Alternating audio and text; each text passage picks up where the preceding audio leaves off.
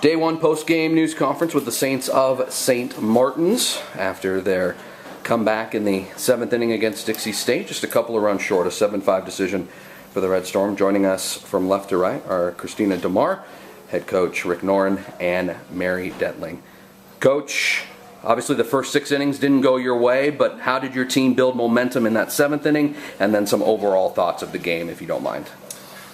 Well, I think it was one of those games with all the interruptions and breaks. You don't have a chance to build momentum. So, and in our case, we didn't hit the ball very well. We kind of had a plan, and I think we tried to execute it, but just didn't get the job done from that standpoint. Defensively, we didn't play real well either. So it was kind of a put yourself behind the 8-ball situation, and we really have to give credit to the bench for coming off and sparking it. And Christina was obviously one of those people. And a lot of times, especially as we get along in our careers, we make this game out to be really hard.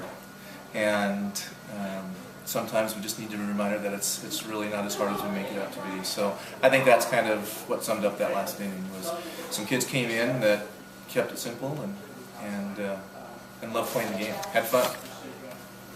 Mary, obviously from the top of the lineup, you get that inevitable position of going against a pitcher who is undefeated on the season and all these accolades. First at bat, obviously, just the first pitch swing, but what was your approach going in for the rest of the game, because you ended up getting 2 hits off of her? I was just thinking fast hands, because she does have a lot of speed on her, and to just make sure I see the ball from her hip, because that's really the only place that you can see it from. And then also to just be aggressive, because it's the only way you could get on base and get hits. Christina, as a senior coming in the 7th inning, and as your coach said, just kind of have fun, the bench sparking it up, coming into the situation where a long road to come back to try to do it in 1 inning. Take us through your philosophy of getting up to the plate in that 7th inning and how you produced. Well, when I knew I was going to hit before like a batter ahead of me, I kind of got in an anger mindset. Like I made sure my head was in it and I was getting prepared, and then when I went up there, I was just, I'm going to hit the ball. I mean, my first swing, it was aggressive, but then the second one, I was like, I'm not doing that again. So I did something, made it happen, and it was enough. Questions from the media? Hi, mine's Darren Coach. Just going into the last inning, you had a couple you had a hit and a walk. Did you see anything in Duncan's delivery, or did you notice anything that you told your batters maybe in the last inning, or it was just they just started swinging the ball back? Yeah, she does what she does, and she was super effective with it. There's no question. We've got to recognize how great her game plan was of mixing speeds and going in and out and getting in our hands. If we were playing with wooden bats, we probably broke a bucket ball tonight.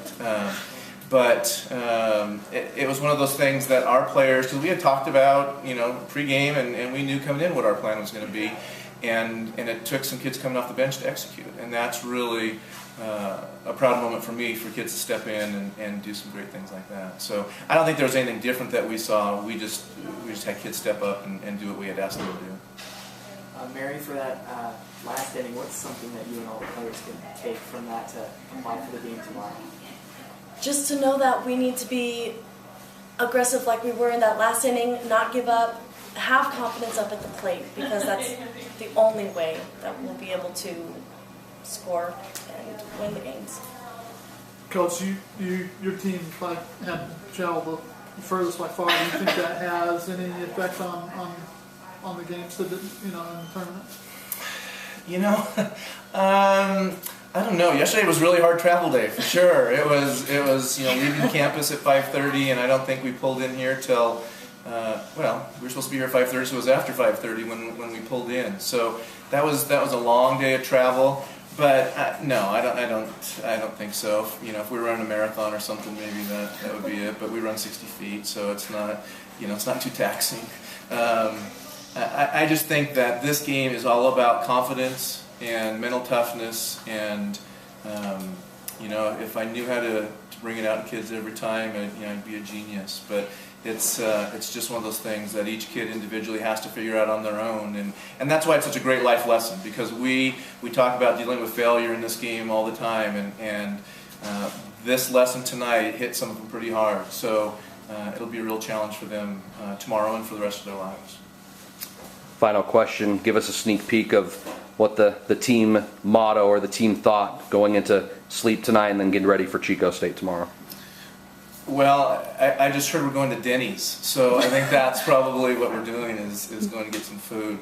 I really haven't talked to, except for a quick note at the end of the game, I haven't talked to any of them to see where they're at. I know there were a lot of tears and some frustration and things, so you never know. You never know what's going to get kids motivated. Hopefully this is one of those times in their lives that they find that extra motivation to find the spark and do the things that they're capable of. Because that's what we're searching for, is to play at your best, and we're always searching for excellence. So that's the hope. We'll see. Enjoy Denny's, and we'll see you at 1:30 tomorrow in the elimination game. Thank you very much, guys. Thanks.